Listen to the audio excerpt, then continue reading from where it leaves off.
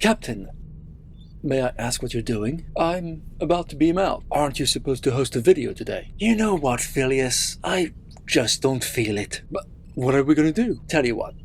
Why don't you do it? Me? What am I gonna talk about? I have full confidence in you. Energize, mouse. Do a countdown list or something. That's always popular. So, Commander, what are you gonna do? How about... Hey, Commander Fennec here.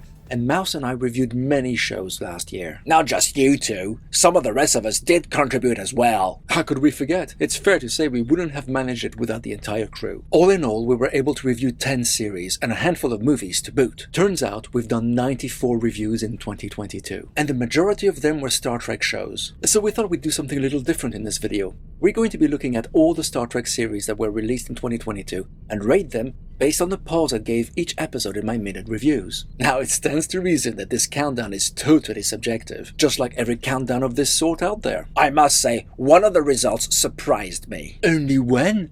I was flabbergasted by a lot of it. I'm just amazed 2022 gave us 5 Star Trek series. That's unprecedented. Okay, guys, are we ready? Number 5. Coming in at number 5, and hence the worst Star Trek series of the year, is Picard Season 2 with an average of 2.2 pause. Shouldn't really come as a surprise considering how the show disintegrated with each subsequent episode. And what a shame that was, as it had such a strong opening with 3 excellent episodes back to back. It's the only show on this list that has 40% of its episodes scoring 1.5 pause or less. That's bad by any metric. Number 4.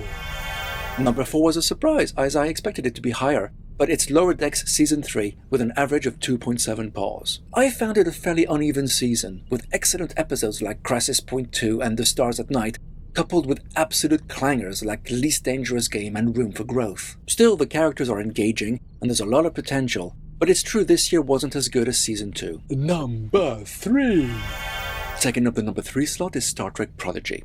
I wasn't expecting much from this one. After all, it's supposed to be a show aimed at kids, but it was remarkably good. I wasn't too enamored with the story at first, but it grew over the course of the season to become an excellent series imbued with the best qualities of Starfleet. I think it took guts to start the show with a pretty unlikable main character and slowly make him evolve over time. An average of 2.71 pause is certainly well deserved. Number 2. At number 2, it's Star Trek Discovery with 2.8 pause. I find this is a series that is slowly improving over the years. It would have been hard to be worse than the disastrous 3rd season. Great iridescent egg!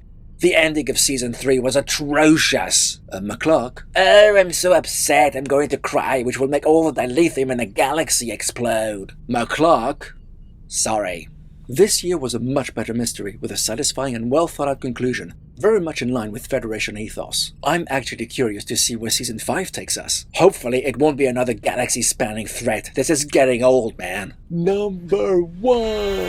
And at number 1, we have Strange New Worlds. Yes, there are issues with this show, especially with canon and available technology on a starship in the 23rd century compared to Kirk's Enterprise. You mean stuff like a fireplace in the crew quarters? That's so ridiculous. And a huge roomy starship more akin to the next-gen era than the more submarine-like tech that should have been there. McClark? And the Gorn that acted more like the xenomorphs from Aliens than an advanced reptilian civilization. McClark? Right.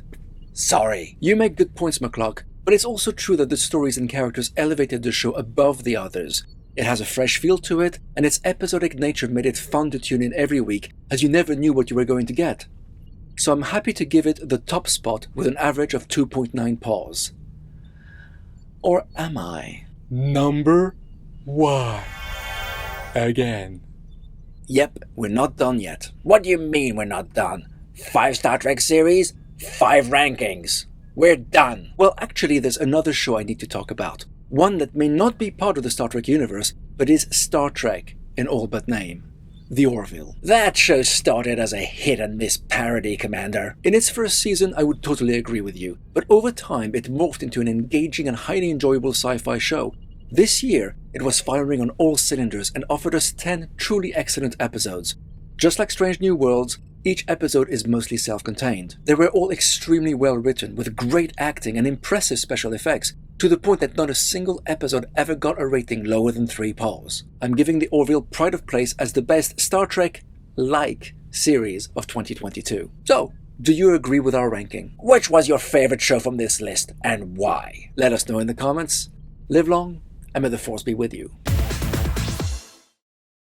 Okay, how the hell can the 6th show win a top 5 list? This is actually possible by filtering the list through a filament of quantum entanglement. That way, the holographic nature of the neutrality matrix enables the splitting of numerical values through the Planck constant over the fine structure constant, times the gravitational constant. As long as the and I thought keeping this bucket of bolts from exploding was hard. 4 days after the blood moon.